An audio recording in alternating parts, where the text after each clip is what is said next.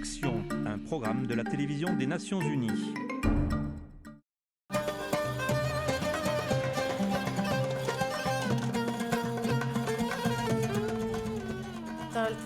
Je m'appelle Istektar Abdelkarim. Je vis à Sébastia et j'ai 2 garçons et 2 filles. Il est 6h30 du matin et Istektar travaille déjà depuis 2 heures. Elle se sert de ses talents de cuisinière à des fins vitales.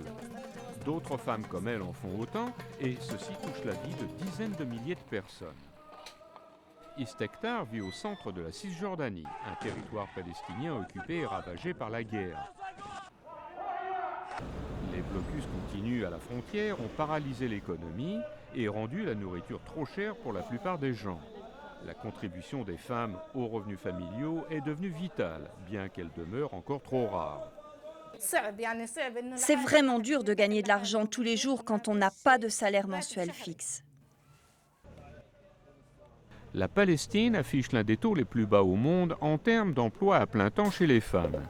En 2010, Istektar et d'autres femmes comme elle se sont donc faites femmes d'affaires grâce à l'aide de l'autorité palestinienne et d'ONU Femmes, avec le financement du gouvernement de la Norvège. Elle est ainsi devenue un soutien de famille en faisant du pain.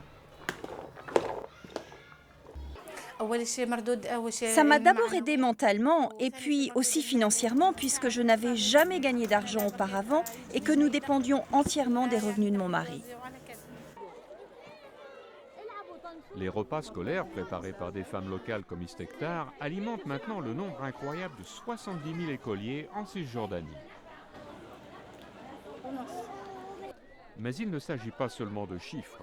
Dans une région où l'alimentation est limitée, il est crucial d'assurer la valeur nutritive des aliments que les enfants mangent.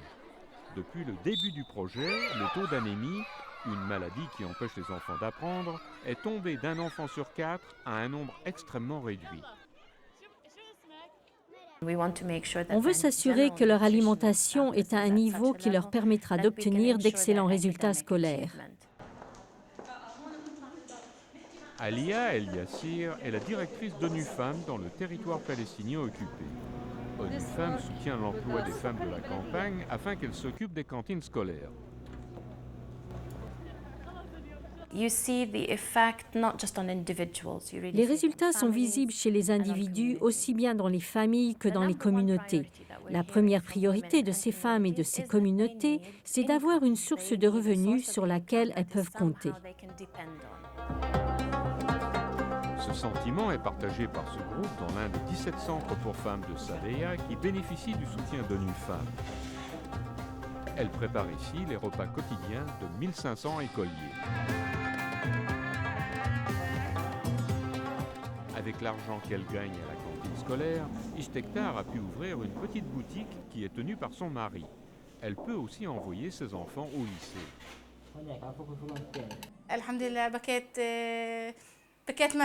J'étais timide avec les gens, mais je suis devenue plus forte et j'ai plus confiance en moi. J'espère que mon travail va continuer, que ça ira de mieux en mieux et que je pourrai continuer à travailler tout le reste de ma vie.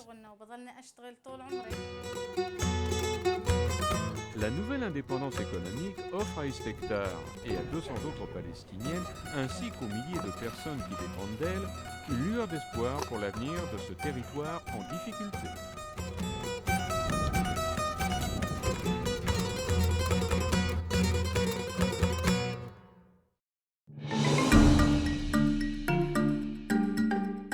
Ce reportage a été préparé par Jill Ficklin pour les Nations Unies.